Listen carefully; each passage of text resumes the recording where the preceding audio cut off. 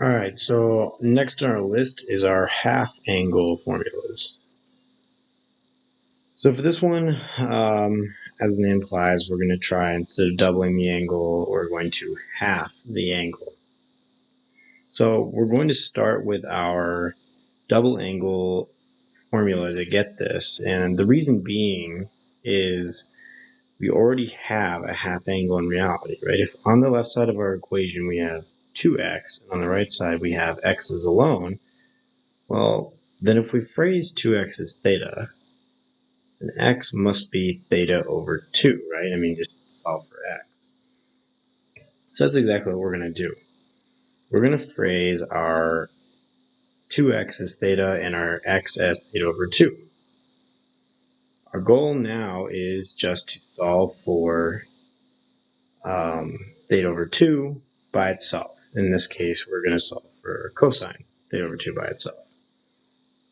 To do this, we are going to first start with a Pythagorean identity, right? We're going to add cosine squared and negative cosine squared to the right side, right? Those end up canceling out to 0, so we haven't broken any rules.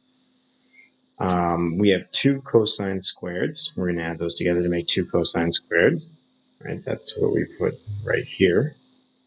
And then we're going to take that negative sine squared and that negative cosine squared and put them next to each other. And we can factor out the negative. When we factor out the negative, what we get inside is sine squared and cosine squared. We know that our Pythagorean identity then will let us make that into a 1. 1 times negative 1 is just negative 1. Remember, we weren't trying to isolate theta. We are trying to isolate theta over 2. So we just start moving everything to the other side. Plus 1 to the other side, then we divide by 2, and then we take the square root.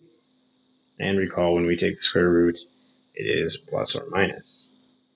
And we have our first half angle formula. For sine of theta over 2, we're not going to start all the way over. We can actually use this right before our last step. This cosine theta plus 1 over 2 equals cosine squared theta over 2. So that's a good starting point. So we don't have to start all the way over. And recall that cosine squared plus sine squared equals 1, right? A Pythagorean identity. So cosine squared pi over 2, or not pi over 2, sorry, cosine squared theta over 2 is, plus sine squared theta over 2 is equal to 1. So what we're going to try and do here is create that situation so we can cancel out this cosine, right? We just want a sine. So first of all, let's multiply both sides by 2 to get this 2 out of the denominator. After that, we're going to add 2 sine squared to both sides. What that's going to do is allow us to, on the right side of the equation, use our Pythagorean identity. If we factor out that 2, we're just going to get cosine squared and sine squared is equal to 1. 2 times 1 is just 2. On the left side of the equation, we can't do anything yet. Then we subtract both sides by 1 to get rid of this plus 1 right here. 2 minus 1 just leaves us with 1. And then we are going to subtract this cosine from both sides. So we're going to end up with 2 sine squared equals 1 minus cosine. We're going to then divide by 2. Remember, we're trying to get this theta over 2 by itself. And then we're going to take the square root of both sides.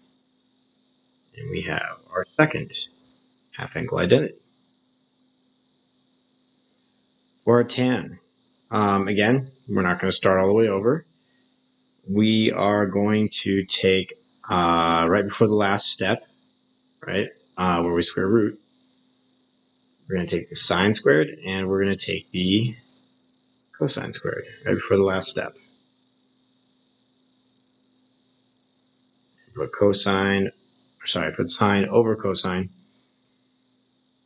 And remember, we're taking before the last step, so we haven't rooted yet, so we have sine squared and cosine squared. then we're going to take what you guys call copy dot flop. What we're actually going to do is we're going to take the inverse of the denominator and multiply it on the top and the bottom.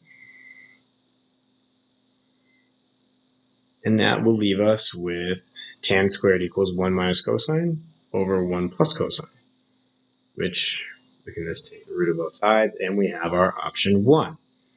So this is like some of our other identities and formulas where we have different options in the sense that there may be simpler ways to solve problems given our variety. So we're going to manipulate this differently now. Instead of trying to get it in terms of tangent and whittling it down as much as possible. So we got this tangent, we are just taking the sine over the cosine, and again, whittling down as much as possible and taking the root. We're going to see if we can't make this in terms of a cosine over sine without the root. So to make this happen, we're going to multiply the bottom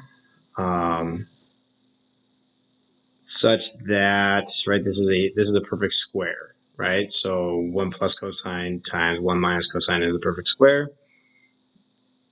And that will make it so there's no middle term when it all multiplies through. And we get 1 minus cosine squared on top. The square being on the outside of the parentheses, that's important to note. And then on the bottom we get 1 minus cosine squared theta.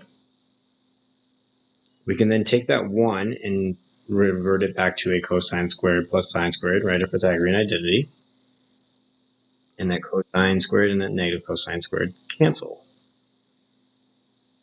We then get rid of the squares, and we get tan theta over 2 equals 1 minus cosine theta over sine theta. That's our option 2. So note that we don't have any square root here. We just have this in terms of sine and cosine. But what if you wanted the sine on top and the cosine on bottom? Well, we can solve for that as well.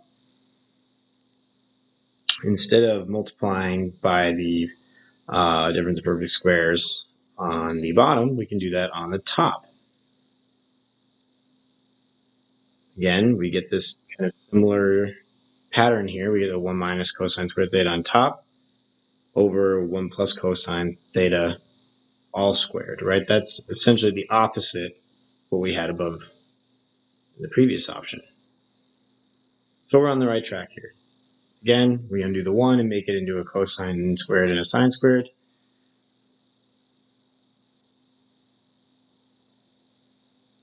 Cancel out our cosine squared and negative cosine squared on the top.